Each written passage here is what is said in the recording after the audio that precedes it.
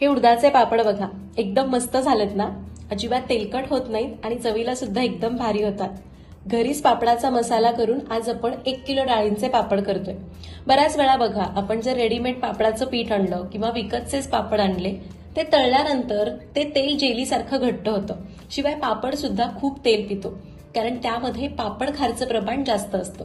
आज आपण घरीच मसाला करतोय, त्यामुळे त्यामध्ये वापरले जाणारे मसाले, पापड खार याचे योग्य प्रमाण घेतलंय, त्यामुळे आपल्याला पाहिजे तसा पापड तयार होतो. त्याचबरोबर पापडाला वास येऊ नये, जाळी धरू नये, तुकडे पडू नये म्हणून साध्या साध्या टिप्स सांगितल्यात. या पद्धतीने पापड केला तर नेहमी असाच पापड करा. रेसिपी सोपी आहे, चला करूया. नमस्कार, सरिताज किचनमध्ये आज आपण अजून एक वाळवणाचा पदार्थ करतोय, ते म्हणजे डाळीचे पापड. पापड हे उडदाच्या डाळीचे मुख्यत्वे करून केले जातात, किंवा फक्त मुगाच्या डाळीचे पापड सुद्धा केले जातात, किंवा मिश्र डाळींचे पापड केले जातात. इथं मी तुम्हाला मिश्र डाळींचे पापड करून दाखवणार आहे. पण जर तुम्हाला अगदी अशाच पद्धतीने फक्त उडदाच्या डाळीचे किंवा फक्त मुगाच्या डाळीचे करायचे असतील तरी सुद्धा इथं फक्त डाळी बदला, तुम्हाला सेम हीच प्रोसेस वापरायची. त्याचसोबत आपण घरच्या घरीच पापडाचा मसाला करून हे पापड करणार आहोत, त्यामुळे चव अगदी उत्तम होणार आहे. कारण बऱ्याचदा काय होतं, आपण डाळी तर घेतो, दळून वगैरे आणतो, पण बाहेरचा पापड मसाला वापरला तर आपल्या चव आपल्या हातामध्ये नसते, कारण तो मसाला ऑलरेडी तयार असतो, त्याच्यात सगळ्या चवी ॲड केलेल्या असतात. आज आपण घरीच पापड मसाला करतोय. तर हे पापड करत असताना बऱ्याचदा काय होतं ना, की पापड असे नीट फुलत नाही, किंवा खूप काळपट होतात, किंवा तळल्यानंतर लालसर होतात. तसं होऊ नये म्हणून सगळ्या पदार्थांचं अगदी योग्य प्रमाण दिलेलं आहे, व्यवस्थित पद्धत सांगितलेली आहे. त्यामुळे पटकन व्हिडिओला लाईक करा. तुम्ही सुद्धा पहिल्यांदा जरी हे पापड करत असाल तरी सुद्धा ते चुकणार नाहीत. आणि जर तुम्हाला रेडीमेड पापड मसाला वापरून हे पापड करायचे तर ते कसे करायचे ते सुद्धा या व्हिडिओमध्येच तुम्हाला सांगेन. तर इथं मी घेतली अर्धा किलो उडदाची डाळ. तर हे बघा, इथं मी गोटा उडदाची डाळ घेतली. तुम्ही साधी पांढरी उडदाची डाळ घेतली तरी पण चालेल. तर अर्धा किलो उडदाची डाळ आणि अर्धा किलो पिवळी मूग डाळ घेतली. किंवा जर तुम्हाला फक्त उडदाची डाळ घ्यायची तर 1 किलो संपूर्ण ही डाळ घ्या. मुगाची डाळ घ्यायची तर संपूर्णपणे 1 किलो मुगाची डाळ घ्या. किंवा तुम्हाला वाटलं की पाऊण किलो उडदाची डाळ हवी आहे, पाव किलो मुगाची डाळ हवी आहे, तसं पण चालेल. जसं हवं तसं हे पापड आपण वळू शकतो. तर अर्धा किलो उडदाची डाळ आणि अर्धा किलो पिवळी मूग डाळ. आता एक कॉटनचा कपडा मी पाण्यामध्ये बुडवून घट्ट पिळून घेतला. जितका शक्य होईल तितका घट्ट पिळायचा. आणि या कपड्याने आपल्याला या डाळी पुसून घ्यायच्यात. पहिल्यांदा तुम्ही हवं तर चाळून घ्या, कारण उडदाच्या आणि मुगाच्या डाळीला ना खूप जास्त पावडर असते. तर याला आपण कापडाने पुसून घेऊ. किंवा तुम्हाला पाहिजे तर तुम्ही या डाळी स्वच्छ धुवा आणि फॅनखाली सुकून घेऊ शकता. तर डाळी आपल्याला चांगल्या निवडून घ्यायच्यात आणि मग अशा पुसायच्या. तर ही डाळ आपण ताटामध्ये पसरून घेतली. आता मुगाची डाळ सुद्धा आपण अशीच पुसून घेऊयात. तर दोन्ही डाळी आपण स्वच्छ करून घेतलेल्या आहेत. आता याला 1 तासभर तरी आपण फॅनखाली सुकवून घेऊयात, म्हणजे मग याच्यामध्ये आपण पुसल्यामुळे जे काही मॉइश्चर आलंय ते निघून जाईल. तर तासभर आपण डाळी चांगल्या सुकवून घेतलेल्या आहेत. आता याला एकत्र करायचं आणि गिरणीमधून एकदम बारीक दळून आणायचं. खूप जाड ठेवायचं नाही, एकदम बारीक दळून आणायचं. तर दोन्हीही डाळी आपण दळून आणलेल्या आहेत आणि आपलं हे पापडासाठीचं पीठ तयार झालंय. आणि हे पीठ बघा, मी एकदम बारीक दळून आणलंय. आपला मैदा कसा असतो तसं बारीक दळायचं. आणि दळून आणल्यानंतर याला मी बारीक चाळणीने चाळून घेतलंय, म्हणजे चुकून जरा जरी एखादी डाळ वगैरे कण राहिला असेल तर तो निघून जातो आणि पापड लाटताना फुटत नाही. आता आपल्याला काय करायचं आहे, या पिठामधलं थोडंसं पीठ आपण काढून घेऊयात. म्हणजे जर समजा पीठ चुकून पातळ झालं, किंवा आपल्याला जर पापड लाटताना पीठ लावायचं असेल तर हे पीठ आपण वापरू शकतो. तर साधारण 1 वाटीभर पीठ मी काढून ठेवलं. आता हे उरलेलं पीठ आपण परातीमध्ये काढून घेऊ. तर हे पीठ मी परातीत काढून घेतलंय. आता जर तुम्हाला पापड मसाला घरी करायचा नाहीये, रेडीमेड वापरायचा आहे, तर हे 1 किलो पापडाचं पीठ आहे. मग डाळीचं, मिक्स डाळीचं असो, किंवा फक्त उडदाच्या डाळीचं असो, किंवा फक्त मुगाच्या डाळीचं असो, 1 किलो पिठासाठी तुम्हाला 100 ग्रॅमचा जो पापड मसाल्याची एक पुडी येते ना, ती वापरायची आहे. त्याच्यावर सुद्धा लिहिलेलं असतं की जे काही 100 ग्रॅमचं जे काही पॅकेट आहे ते 1 किलोसाठी. तरी पण कंपनीप्रमाणे प्रमाण कमी जास्त असू शकतं. त्या पॅकेटवर व्यवस्थित वाचा ते किती किलो पिठासाठी आहे आणि त्याप्रमाणे मिसळून घ्या. पण आज आपण पापड मसाला घरीच करतोय, तर त्यासाठी काय साहित्य लागणार आहे ते बघू. तर आपलं 1 किलो पीठ आहे, त्याच्या हिशोबानेच आपण सगळं साहित्य घेतलंय. तर अगदी 4 जिन्नस लागतात. इथं मी घेतलाय पापड खार, जो 40 ग्रॅम आहे. आणि चमच्याने म्हणाल तर आपला जो टीस्पून म्हणजे पोहे खायचा चमचा असतो ना, त्याने साधारण 3 ते 3.5 चमचे पापडखार असेल. त्याचसोबत लागणारे 2 चमचे म्हणजे 2 टीस्पून मीठ. काळी मिरी घेतली आहे 10 ग्रॅम, अंदाजे 2 टीस्पून असेल. आणि हिंग 1 चमचा, किंवा हिंगाचं प्रमाण तुम्ही कमी जास्त करू शकता, पण शक्यतो पापडामध्ये हिंग खूप छान लागतो. आणि लक्षात घ्या, आपल्याला मिरपूड वापरायची नाही, आपल्याला ही घरीच तयार करायची. याचं कारण पुढे सांगते. आता हे मिरे जे आहेत ते आपल्याला जाडसर कुटून घ्यायचे आहेत. तर हे बघा, याला मी असं जाडसर कुटून घेतलं आहे. तुम्ही हवं तर मिक्सरवर पल्स मोडवर पण पूड करू शकता. आता याला एका ताटात काढायचं आहे. आता आपल्याला ही अशीच वापरायची नाही, कारण काय होतं ना, याच्यामध्ये आपण कुटत असताना काही मिरे जे असतात ते एकदम पावडर होतात आणि त्यामुळं पापडाला काळपट रंग येऊ शकतो. त्यामुळे आपल्याला काय करायचं आहे, याला असं ना थोडंसं पाखडून घ्यायचं आहे. म्हणजे आपल्याला याचे जाडसर कण वापरायचे आहेत. म्हणजे मग काय होतं की पापडाला काळसर रंग चढत नाही आणि पापड व्यवस्थित तयार होतं. हे एकदम बारीक बारीक जे आहे ना ते आपल्याला वापरायचं नाही. तर याला थोडंसं पाखडून घेऊयात.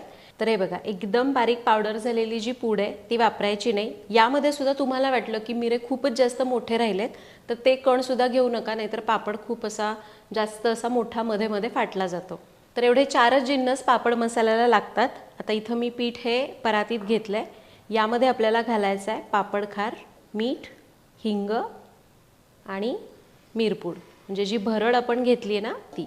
आणि आता या पिठामध्ये याला चांगलं मिसळून घ्यायचं आहे. चांगलं एकजीव करायचं आहे 1-2 ते 3 मिनिटं. म्हणजे काय होईल, सगळा हा जो मसाला आहे, पापड खार आहे, तो याच्यामध्ये मिसळला जाईल. आणि इथं आपण जे पापड खारचं प्रमाण घेतलं ना ते तुम्ही थोडंसं कमी केलं तरीही चालेल. फक्त काय होणार की पापड थोडासा कमी फुलतो, पण हे अगदी योग्य प्रमाणे, जसं मार्केटमध्ये पापड मसाला मिळतो अगदी तेच प्रमाणे. तर आपलं हे पापडाचं प्रीमिक्स तयार झालं आहे. म्हणजे काय, ज्यावेळी आपण बाजारातनं रेडीमेड पापडाचं पीठ घेऊन येतो ज्याच्यात आपल्याला फक्त पाणी घालून मळायचं आहे, ते प्रीमिक्स तयार झालेलं आहे.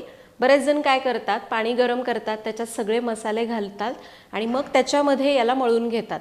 पण आपण हे प्रीमिक्स आधी तयार करून घेतलं आहे. याचं कारण सांगते. बऱ्याचदा काय होतं की आपल्याला मदतीला कोणी नसतं, एकटाच आपण पापड करणार असतो. आणि जर आपण तशा पद्धतीने जर पापड तयार केले किंवा पीठ भिजवलं तर एका वेळी सगळं पीठ भिजवावं लागतं आणि मग आपल्याला जमलंच नाही पापड करायला किंवा उशीर झाला तर ते पीठ काळं पडतं. त्यामुळे मी काय केलं, सगळे मसाले आधी या पिठामध्ये टाकून याचं प्रीमिक्स तयार केलं. आता मला माहिती आहे की माझ्याकडे किती वेळ आहे, मी एकटी आहे का अजून दोघी तिघी आहेत, त्याप्रमाणे हे पीठ मळायचं आहे. जर तुम्ही दोघी तिघी मिळून करताय किंवा दोघी जरी असाल तरी 1 किलो पीठ भिजवलं तरी सुद्धा 1 दिवसभरामध्ये तुम्ही लाटू शकता. पण मी आता एकटीच करणार आहे, त्यामुळे मी काय करते, यातलं थोडंसं पीठ मी काढून ठेवते. साधारण 1-अर्धा किलो पिठाचं मी सुरुवातीला मळून घेणार, त्याचे पापड लाटणार आणि मग परत उरलेल्या पिठाचे पापड करणार. तर मी अर्धं पीठ याच्यातलं काढून घेते. तुम्ही जर एकट्या असाल तर ही एकदम मस्त आयडिया आहे. तर अर्धं पीठ मी काढून ठेवलं आहे. हे आता मी हे पापड लाटून झाले की मग मळणार. आता हे उरलेलं जे पापडाचं पीठ आहे त्याच्यात थोडं थोडं पाणी घालायचं आहे आणि याला मळून घ्यायचं. अगदी खूप घट्ट मळायचं नाही किंवा खूप पातळ करायचं नाही, घट्टच ठेवायचं पण खूप जास्त घट्ट नाही. मी तुम्हाला दाखवेन की मी याला कसं मळून घेतलं ते. तर हे बघा, याला मी मळून घेतलेलं आहे. खूप असं सैल ठेवलं नाही, थोडंसं घट्टच ठेवलं आहे. आता काय आहे ना, याच्यात उडदाची डाळ आहे, मुगाची डाळ आहे, दोन्ही डाळी चिकट असतात, त्यामुळे हात जरा खराब होतात. मी स्वच्छ धुवून परत तुम्हाला शेवटी दाखवते. तर काय होतं ना, याला एकसारखं करण्यासाठी थोडंसं तेल लावावं लागतं. पण लक्षात घ्या, कुठल्याही प्रकारचे पापड करताना खूप जास्त तेल लावायचं नाही, नाहीतर मग पापडाला मेंजट वास येतो. तर अगदी थोडंसं चिकटपणा कमी व्हावा, म्हणजे हाताला चिकटू नये म्हणून मी थोडंसं तेल लावलं आहे, अगदी अर्धा पाव चमचा. आणि याला परत एकसारखं करून घेणार आहे. तर हे बघा, तेल लावून याला मी 2 ते 3 मिनिटं चांगलं असं एकसारखं करून घेतलं आहे. आता बऱ्यापैकी हे असं थोडंसं एकसारखं झालेलं आहे. आता याच्यावर झाकण ठेवायचं आणि याला कमीत कमी 1 तास आणि जास्तीत जास्त 3 ते 4 तास तुम्ही भिजवून ठेवायचं, म्हणजे मग पीठ चांगलं भिजलं जातं आणि पापड लाटायला सोपं पडतं. तर इथं मी साधारण 1 तासभर भिजत ठेवणार आहे.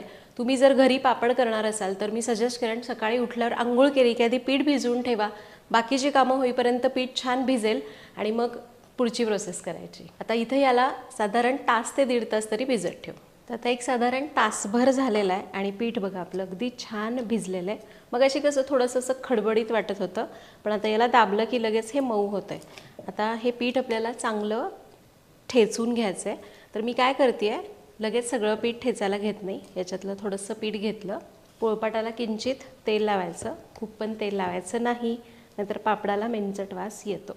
आणि आता वरवंटा असेल किंवा असा खलबत्ता असेल तर त्याने आपल्याला याला ठेचून घ्यायचं. याने काय होणार की आपलं मिश्रण एकदम मऊ होतं, म्हणजे हे पीठ इतकं मऊ होतं की पापड अगदी पटापट लाटले जातात. आपल्याला वाटतं की कशाला फार ठेचायचं आहे, पण सुरुवातीला जर तुम्ही चांगलं ठेचलं ना तर पापड अगदी दुप्पट स्पीडने होतात. तुम्ही जर जास्त ठेचलं नाही तर पापड लाटायला बेलायला वेळ लागतो. तर हे बघा, एक 4 ते 5 मिनिटं मी एक गोळा ठेचून घेतला आणि ठेचून घेतल्यावर काय करायचं, याला असं एक 5-6 वेळा चांगलं खेचून घ्यायचं आहे. म्हणजे काय होतं ना, पीठ इतकं मऊसूत होतं ना की आपल्याला पापड अगदी भराभर लाटता येतात. हे बघा, असं छान खेचलं जातं आहे पीठ, याचा अर्थ आपलं पीठ चांगलं तयार झालेलं आहे. आता हे पीठ थोडंसं एकसारखं करू आणि याचे गोळे करून घेऊ. तर पहिल्यांदा आपण याचे असे बारीक रोल करून घेऊयात. म्हणजे काय होतं ना, सगळ्या लाट्या एकसारख्या होतात, बऱ्यापैकी पापड एकसारखा साईजमध्ये तयार होतो. असं याला मी लांब करून घेतलं आहे.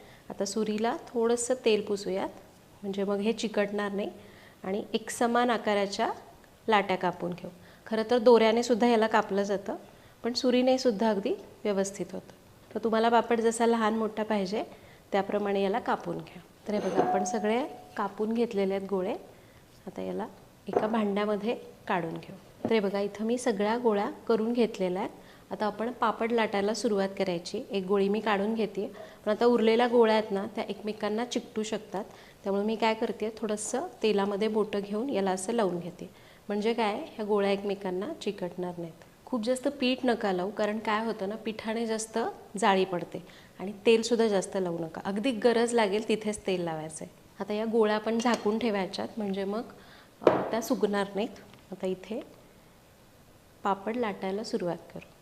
तर पापड लाटण्यासाठी पापडाचं बेलणं मिळतं, ते तुम्ही वापरू शकता. हे बघा, त्याला ना अशा लाईन्स असतात.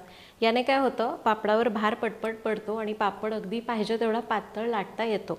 नसेल तर आपलं रोजचं बेलणं वापरलं तरी पण चालेल. तर बरेच जण तेल लावून पापड लाटतात, काही जण पीठ लावून लाटतात. आपण पीठ काढलं होतं, मी पीठ लावून पापड लाटते. पण सुरुवातीलाच फक्त थोडं पीठ लावायचं, परत फार पीठ लावायचं नाही. कारण मी मगाशी म्हटल्याप्रमाणे जास्त पीठ लावलं तर पापड लवकर जाळी धरतो. हे बघा, तुम्हाला कळत असेल की आपलं पीठ अगदी छान मऊसूत झालेलं आहे आणि पापड अगदी पटापट लाटला जातो आहे. दोघी तिघी असतील तर काय करतात, एवढा पापड एक जण लाटून ठेवते आणि मग थोडेसे ते सुकतात, म्हणजे अगदी हलके, 1-2-3 मिनिटांनी, आणि मग दुसरी घेते आणि तिला मोठं करते. असं आमच्याकडे तर आम्ही करायचो. मी माझ्या आईला, मी लहान होते त्यावेळी असं छोटे पापड लाटून द्यायचे आणि मग आई ती पसरवत बसायची. तुम्हाला जसा पापड जाड पातळ आवडतो त्याप्रमाणे लाटून घ्या. तर हे बघा, एकदम छान पातळ पापड तयार झाला आहे. आणि तुम्हाला असं दाखवते, एकसारखा लाटला गेलेला आहे, जाड नाही पातळ नाही, कारण आपलं पीठ अगदी छान तयार झालेलं आहे. तर इथं मी हे कापड अंथरलं आहे, त्याच्यावर आपण एक एक पापड सुकवायला टाकायचा. जसा लाटून होईल तसा कापडावर टाकायचा आणि याला घरामध्येच फॅनच्या खाली सुकवून घ्यायचं. तर इथं मी एक एक पापड लाटून घेते आहे आणि त्यानंतर जे उरलेलं पीठ आहे ते सुद्धा मी ठेचणार आहे आणि मग त्याचेही पापड करून घेणार आहे. तर आजच्या दिवसामध्ये मला वाटते मी अर्धाच किलो, म्हणजे जे आपण मळलं तेवढ्याचे पापड करणार, उरलेले पापड मी उद्या करेन. तर आत्ता तुम्हाला दाखवायचं म्हणून मी इथं मागेच कापडावर हे पापड टाकलेत. परत मी छान असं मस्त मांडी घालून बसणार आहे आणि मोठी साडी पसरवून त्याच्यावर हे पापड सुकायला टाकणार. तर चला, आता मी हे सगळे पापड लाटून घेते, सुकल्यावर मग तुम्हाला भेटते. तर इथं बघा, मी हे सगळे पापड घालून घेतलेले आहेत. आता याला मी फॅन खालीच एक साधारण 7-8 तास सुकवून घेणार आणि त्यानंतर तासभर उन्हाला लावून घेईन. तर इथं आपले सगळे पापड लाटून झालेले आहेत, सुकवून झालेले आहेत आणि हे पापड बघा काय मस्त झालेले आहेत. असे छान पातळ लाटले गेलेत, लाटताना त्राससुद्धा झाला नाही. फक्त मी असे छोट्या साईजचेच पापड ठेवलेले आहेत. तर पापड लाटत असताना किंवा सुकवायचे असल्यावर कुठली काळजी घ्यायची म्हणजे पापड अगदी व्यवस्थित तयार होतो, ते चिरत नाहीत. तर एक तर मला माहिती होतं की पापड लाटायला मला आरामात 2 ते 3 तास लागणार आहेत, कारण मी एकटीच लाटणार होते. त्यामुळे मी स्टुडिओमध्ये न करता मी हे पीठ घरी घेऊन गेले आणि तिथे मस्त पापड लाटत बसले. छान असा चहा घेतला आणि पापड लाटायला सुरुवात केली. तर पापड लाटत असताना मी काय केलं, एक मोठी ओढणी अंथरली. घरामध्येच पापड सुकवायचे, उन्हात सुकवायचे नाहीत. त्यानंतर पापड जसे जसे लाटून होतील तसे तसे त्या ओढणीवर पसरायचे. एक बाजू अर्धा तास सुकली की मग उलटून घ्यायचे पापड आणि दुसरी बाजू अर्धा तास सुकवायची. आणि ते पापड तसेच न ठेवता दोन्ही बाजूने अर्धा तास सुकले की एकावर एक ठेवायचे. जर आपण असेच पसरून ठेवले तर ते असे खूप जास्त वाकडे तिकडे होतात आणि मग डब्यामध्ये व्यवस्थित भरता येत नाही. आणि मग त्याच्यानंतर सगळे पापड असे छान सुकले घरामध्ये साधारण 1 तासभर की मग त्याला एक 15 ते 20 मिनिटं काय करायचं, ताटामध्ये पसरायचं आणि 15-20 मिनिटं ऊन लावायचं. फक्त काय करायचं, मध्ये मध्ये आलटून पलटून घ्यायचं म्हणजे पापडामधलं मॉइश्चर निघून जातं आणि पापड जास्त दिवस टिकतात. त्याला असं खूप जास्त घाणेरडा वाससुद्धा येत नाही. एकदा माझ्याकडून ही चूक झाली होती. मी पापड केले, घरामध्ये सुकवले, ऊन दाखवलं नाही आणि डब्यामध्ये भरले. त्याच्यात किंचित मॉइश्चर असतं ना, त्यामुळे त्याला बुरशी आली होती. तुम्ही असं करू नका. पापड घरामध्ये सुकवले पाहिजेतच, पण अगदी एक अर्धा तास तरी त्याला ऊन लावून घ्या. तर आपले हे पापड तयार झालेले आहेत. 1 किलो पीठ होतं, त्याच्यामध्ये मी अगदी छोटेच पापड केलेत. हे बघा, खूप जास्त मोठे पापड केलेले नाही आहेत. 1 किलो पिठामध्ये 150 म्हणजे बरोबर 150 पापड तयार झाले. तुम्ही मोठे केले तर थोडेसे कमी होऊ शकतील. आणि वजनी प्रमाणात म्हणाल तर बरोबर 1 किलो 40 ग्रॅम पापड तयार झाले. तर अशा प्रकारे आपले पापड तयार झालेले आहेत. आता याला तळून बघूया. आता पापड तळण्यासाठी तेल चांगलं तापलंय, पापड तळून घेऊ. बघा, अगदी मस्त पापड तळला जातोय, सगळीकडून एकसारखा लाटला गेला ना त्यामुळं. आणि मसाल्याचं प्रमाण, काळी मिरीचं प्रमाण अगदी परफेक्ट झालं. त्यामुळे बघा, असं मध्ये मध्ये काळी मिरी खूप छान दिसते. हे पापड बघा, अगदी मस्त तळले गेलेले आहेत, लालसर झालेले नाहीत. छान कुरकुरीत पापड तयार झाले आणि खूप जास्त तेलसुद्धा शोषून घेत नाही आहेत हे पापड, कारण आपण पापड खार अगदी प्रमाणामध्ये घातला आहे. तर अशा प्रकारे इथं आपण 1 किलो डाळीचे उडदाचे पापड तयार केले. पापड लाटून झाले, सुकवून झाले, तळून झाले आणि खाऊन सुद्धा झाले. मस्त कुरुम कुरुम पापड तयार होतात, अजिबात तेलकट होत नाहीत. पापड खारचं प्रमाण जर बरोबर घेतलं ना तर पापड लालसर सुद्धा होणार नाही आणि तेलकट सुद्धा होणार नाही.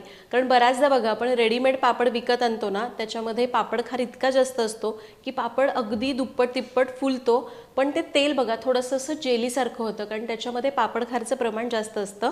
त्यामुळे घरी पापड केलेले कधीही उत्तम. तर इथं सांगितलेल्या या छोट्या छोट्या टिप्स वापरून ही रेसिपी नक्की करून बघा. मला कमेंट्समध्ये सांगा की ती कशी वाटली. पुन्हा भेटूयात अशाच एका नवीन व्हिडिओमध्ये. तोपर्यंत धन्यवाद.